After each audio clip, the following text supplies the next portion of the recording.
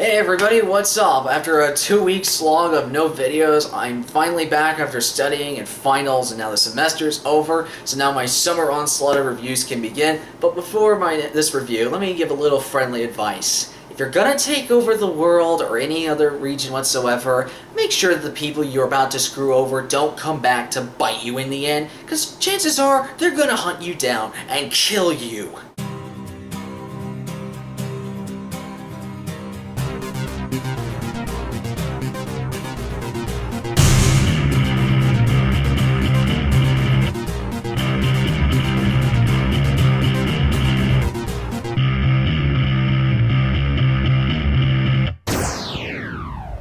Starcraft II, Heart of the Swarm.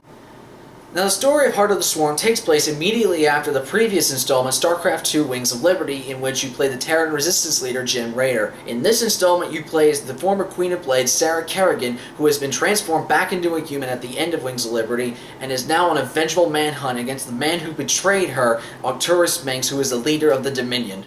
Now, as normal with most of my reviews, I'm going to go ahead and set up the context a little bit before I go into my pros and cons. Now, I never played the original StarCraft back when it first came out. It was before my gaming sensibilities really started to take hold and I started to understand the multiple genres and stuff like that in the gaming world, and just kind of blind to it. However, RTSs I've had a long history with because it's been one of the easiest genres for me personally to adapt to, since it's really, you only need a mouse. Games like Rome Total War, Age of Empires, Age of Mythology, Command and Conquer, the Tiberian Saga, I fell in love with, and I had a blast playing those on my PC back when I was a kid and as a teenage, just a little early teen, and I just had a lot of fun with it. I just loved the idea of really being tactical and deciding that, like, okay, I need these certain units to take out this army, to take out this base, gather these resources, and just the amount of layers of strategy you need in order to successfully carry out a match and to take out your enemy on the map.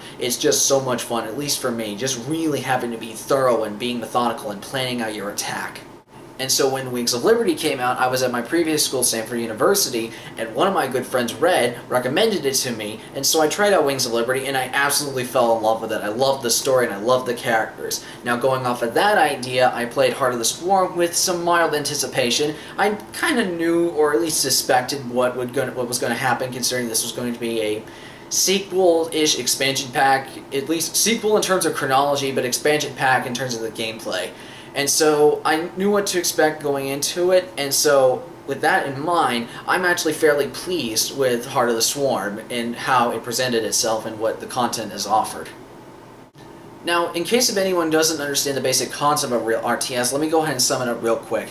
In an RTS, you basically have an overhead view of the map, you control one certain base, and you have these certain number of resources. Now, during the course of the game, you have to spread out your army and gather as many resources as you can for your base to build upgrades, build weapons, and use those to fulfill other various objectives throughout the course of the campaign or multiplayer maps, such as gathering resources, defending a location for a certain amount of time, and of course, taking out your enemy's base. Now that I've set up the story, context, and basic gameplay of this, let me go ahead and explain what are my pros and cons for this game. One of the reasons why I love Heart of the Swarm so much is because not many RTSs, at least from what I have been hearing amongst the gaming community, is that RTSs is not one of the first games that comes out when it comes to a very thought-provoking or a very interesting or deep story. In the StarCraft case, I find this to be the opposite. I find the characters to be very likable or very memorable in the very slightest. And the most memorable to me, at least one of the more interesting, is Sarah Kerrigan, and for explain why.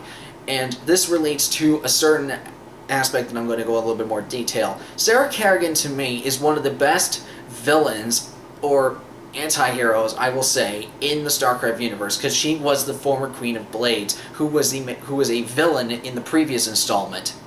Now, I'm going to go on a slight tangent here and just explain where I'm coming from with this idea, in that, in my mindset, there are basically three types of villains that are the best and the most worthwhile. The one that's the most fun to watch, the one that is the most scary, and the one that's the most interesting.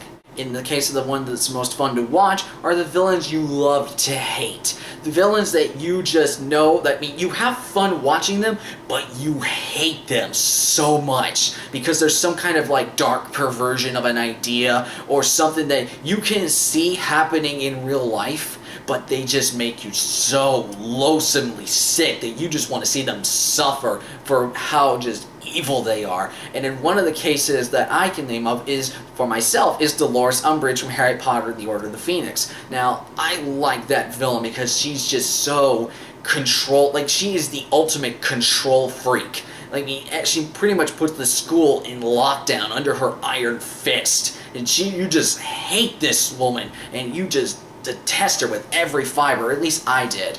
And, she's just, to me, she's a really good villain because she's that idea of someone who really keeps herself in control, and someone who maintains a high emphasis on control over everything to the nth degree. And that, to me, makes her a very interesting villain, or a fun one to watch. Now, in the case of the most terrifying villain, at least for me, is that a villain who can not only commit horrible acts, commit numerous atrocities, but the scariest part is that they can rationalize what they're doing. It's much scarier in my mindset when a person can not only do something incredibly horrible, but can rationalize what they're doing. For example, the Joker from The Dark Knight. Yes, what he is doing is bad. He is killing people. He is making the entire city go absolutely crazy.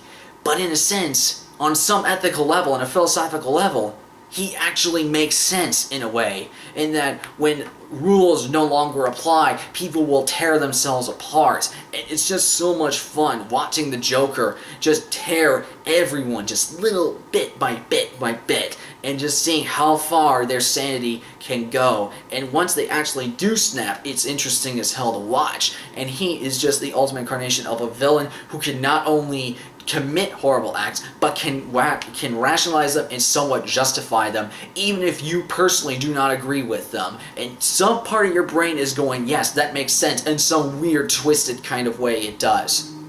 Now, in the case of the third villain, the one I personally find the most interesting, but also the one I find the most difficult to pull off well, is the sympathetic villain. The villain that you not only understand why they became the way that they are, but in a way you sort of root for them, or you sort of go along with what they're doing, and you get it. You perfectly understand. You don't hate them for it, and that they're justified in why they're so bitter or jaded. Like, in the case of this game, Sarah Kerrigan is the perfect example of that. To me, she is a great sympathetic villain because she's not one who wanted to become this Queen of Blades character initially, but she was betrayed by people who thought could be her allies and her friends, and she was left to the Zerg to fend for herself. And then when she was indoctrinated into the Zerg and become this Queen of Blades character, she was so angry at those who betrayed her that she swore vengeance. And you understand why. I mean, that's a perfect idea of a person who has been wronged and wants vengeance for what they did, but now their anger has so consumed them that they have nothing else to live for. And that, to me, is an idea of a sympathetic villain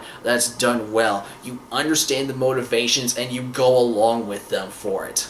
Alright, now that I've gotten that massive tangent out of the way, let's go ahead and move into my other pros with this game. One of the other things I find about this game that is so interesting to me is that you learn more about the Zerg, their evolution, and their history throughout the course of the story. Beforehand, I just didn't really like playing as the Zerg. I always thought it was this disgusting, mindless creatures that really just were unpleasant to both look at and play as. That's just me. But through the course of the game, I started to understand the Zerg more, understand their structure, what their mentality is, and that it's like the idea of survival of the fittest to its utmost extreme. The idea that it's like you either evolve or you die. Another plus side I found with this game is the sheer cathartic feeling that you get whenever you build a massive army. And I understand this is a commonplace for a lot of strategy games, or get that feeling of just overpowering them. But to me, this is something that every strategy game has to have right, is that simple cathartic feeling that when you get your entire army together, and I always do this for every match, is that I get my entire army together, and right just outside the enemy's base, I give the person I'm fighting just a moment to contemplate that their world's about to be rocked. And once I get everyone together and have them a moment to get themselves ready, I just unleash everything at them. And I have like 30 Zerglings, 20 Brutalists, 30 Ultralists, like so many different units, like just aerial units, ground units. I mean, just like it's just so much fun just to unleash everything you have at once and just say go nuts. And they do, and they unleash hell on everyone. That simple cathartic feeling of just unloading every single thing you had at the person's base and just annihilating them is so cathartic, and just beating them into the ground and submitting them to your will. It's just so I know that's not exactly the most deep feeling, but it's such a cathartic feeling.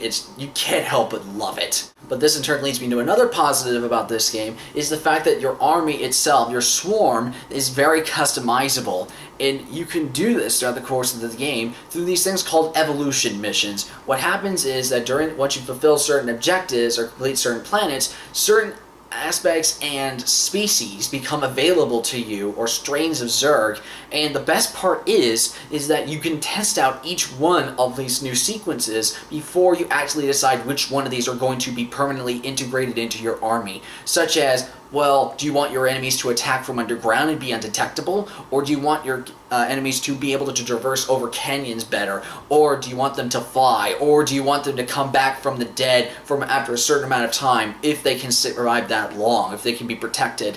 And that in itself is very satisfying. It gives you a lot of areas to mess around with and test and see, like, okay, what exactly do I want to do? And it allows for a lot of different replay value, in that you can test so many different combinations of Zerg, and it definitely changes your strategy and saying, like, okay, well, since these Zerg can go over canyons now, I'm going to be able to move a lot faster in terms of, like, maybe flanking them, like turning them from behind, or say if I'm going to fly in, if they don't have any, like, anti-aerial missiles, I can just do an entire aerial assault on a base, and you can change your strategy according to whatever strains of Zerg that you implement in your army. Not only that, but Kerrigan herself is a unit that you control throughout most of the game, and you can also upgrade her abilities and change those as you wish. The more side objectives you complete, the higher skill points you get, allowing her to change more of her abilities. And you can change these out at any time. For example, one of my favorite abilities is near the very end, I think it's called the Apocalypse ability, is when she basically creates this giant, like this little energy field, and she basically throws it into one small area, and after a couple of seconds, boom, just decimates everything. Again, simple cathartic feeling, but it's a really fun ability. But there's also other abilities, like you can call in a Leviathan at the very end, one of the biggest units ever, and just waste everybody. It's so much fun, and just being able to switch out different aspects of their abilities, like saying, oh god, I can't name any of the abilities off the top of my head, other like all minor abilities, but trust me, it's a lot of fun. It's really customizable, and you can just experiment with so many different parts of the Zerg and just have a lot of fun doing it. The soundtrack also is very well done, especially the main opening theme, which, again, a simple thing is that the theme itself, the opening theme, like what you hear during the opening cutscene, is that the main theme itself feels so badass, evil, and powerful, and that you just realize, like, it's one of those themes that you listen to, like, you know how sometimes when you feel like you're so, like, in a certain mood, you want to have a certain music that plays whenever you go into a room? This is one of those songs, like the opening song is a type of tune that you would play, like, say that you want to rain hell on someone if they screw with you, saying, I am badass, don't mess with me, or else I will rain hell on you. And that is one of those things, like, the soundtrack fits every situation perfectly. It gets intense when it needs to be calm and quiet when it needs to, but that opening theme seals the deal. It feels so cathartic and simple. And that's the one other thing I can say. I know I keep saying the word cathartic, but that's really what this feels like. It does simple things, little details like that make the game worthwhile. It integrates through the whole thing into a cohesive piece, and it just works. It all works. And the last thing I can say into this game's favor is that the story itself, the way the narrative presents itself, and the way that the arc that Kerrigan goes through, is that it asks the player an interesting question, or at least a series of questions in my mind, that are worth looking into, such as, how far are you willing to go for your revenge? What are you willing to sacrifice in order to achieve such revenge? And in the end, will you be satisfied once that revenge is achieved? And like just having those questions of revenge and the satisfaction and just, is it going to feel hollow for you, or is it going to be as satisfying as you want it to be? And what are you willing to sacrifice for it? Now, with that said, this leads into the only possible con I have with this game. However, I'm going to put this out right now. I don't know if I can count this as an objective con, which is saying, like, there is a point in the storyline that I have a disagreement with. And that I won't spoil what it is for the sake of, for those who have not played the game, but there's a certain direction, at a point in the storyline, that there's an event that happens that I personally felt like was unnecessary, that negated the point of the first game entirely, or at least to me, that's what it felt like. You may personally disagree with that, that's fine. I just felt like the story could have gone relatively the same if not this one little event happened. And so I was kind of curious. I haven't had a chance to really replay the game much since I've been busy so much, but I'm just thinking, like, can you go through this? I'm sure people who've played the game can understand where I'm coming from with this. Like, there's this, and I'm sure they know what I'm talking about. But can you go through the storyline without having this one event take place, or is it pretty much integrated into the plot and is totally canon? Which is fine, I just have a personal disagreement with. But since that is not an objective flaw that hinders the story itself, I cannot count that as an objective criticism. It's just something that I personally disagree with, so I will not count it in my final grade. So my bottom line comes down to this. Really good story, well done score that hits every tune that it needs to, characters that are both memorable, have good arcs and a good message, and the fact that the gameplay has a lot of replayability to it and a lot of room for experimentation. So overall, I would have to say Starcraft II Heart of the Swarm is absolutely worth every penny. So everybody, that is my review of Starcraft II Heart of the Swarm. I hope you enjoyed this review. And again, my summer onslaught of reviewing should begin. I'm going to try to do my God of War Ascension review pretty soon. I will do my BioShock Infinite review as well, and then I will do my Star Trek Into Darkness review. So I have a lot of reviews planned in the next couple of days. So stay tuned, I'll see you next time, and until then, I'm Perry the One-Armed Legend. You name it, I can play it.